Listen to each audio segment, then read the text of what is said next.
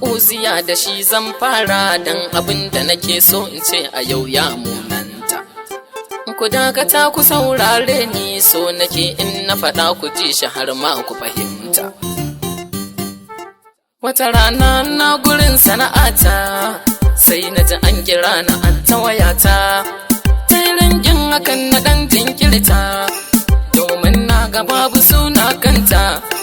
Sai da ta ɗan daɗe tukun na daga ta, ta yi min sallama na ma amsa ta. Kai ne dai Nazira a furcinta, Mr. Nazi hakan ta kwatanta.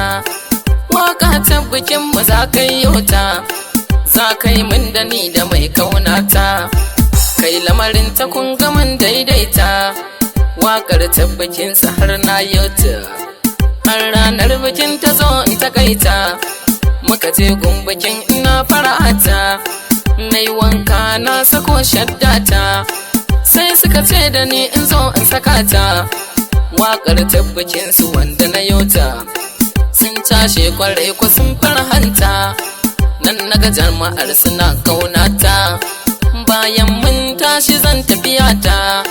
Sai suka ce da ni in ga wata mata, can a zaune wai tana da bidata. Da na je gunta kun ga mun daidaita, wakar ta biki za a yi mata. Za su yi wai biki bikin kanwarta, sai ku taɓan waya in sanan bata. Za su yi shawara da fircinta, za ta kira ni wai da sun sasanta. Washe gari na gidan kanwata, muna zaune tare ni da mijinta. Wayata tana hannun kanwata, aka kira ni sai ta ce in gota. Ina bikin ko sai na ɗau muryarta, muka gaisa cikin lumana da ita. A gida ta ce in zo a batunta, tara mata idan na kalli wayata. Gashi dare yayi haka na furta, kar na ji ta ce in zo a batunta. Kwatancen gidanta mun ta wayarta, muka yo sallama da magan wata. Fatin mana kira a wayata, annabi shi ya ce na je na kwatanta. Dan kar nai sake da duk nasarata, na fito titi na hau motata. Da shiga unguwarsu sai na gano ta, a tana zayyane a bakin kwarta. Ita ta tura gate dan da hannunta, na taya ta muka rufe ni da ita. Muka zarce can cikin falanta, muka zauna akan kujera da ita. Wani kallo ta mun na maɗi mauta, na san za ta burge wanda ya ganta. Fara ce doguwa mai tsafta, ga muryar ta sai ka ce algaita.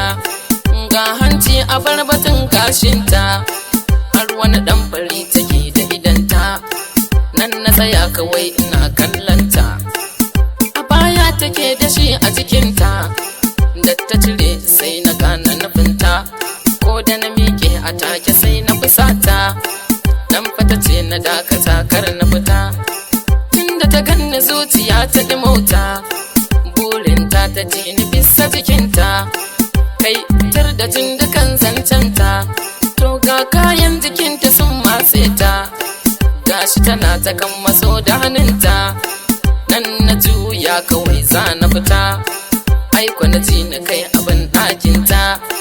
Wai annabi na a kofa ta fita, to falon ba a gane kofofinta, domin kwai su tara a cikinta. Nan fata ce na dakata kar na fita, kar wannan abin ya sa na tsane ta. Kar dan shi na fara jin haushinta, domin da akwai dayan usirinta. In na gan shi za na tausaya mata, shashsheka take da yin kukanta. Ga kwallaye na zuba a idanta, ta yi hakan gadan in tausaya mata.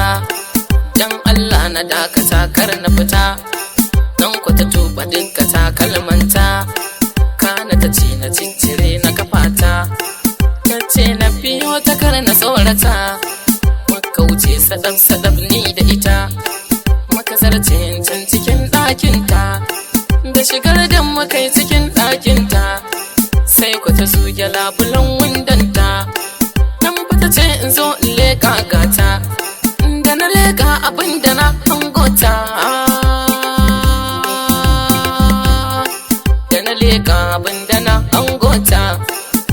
zarce wa dukkanin sabanta, ya kere wa dukkanin zunubanta, ya kai makura a gummunanta, gummuni abin ya kwa kazanta.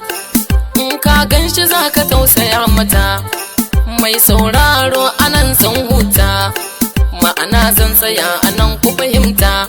Zan je nai nazari akan nabiyanta, dan nan yau ta yanda za ku fahimta, anan za ku ji duk abin da na angota.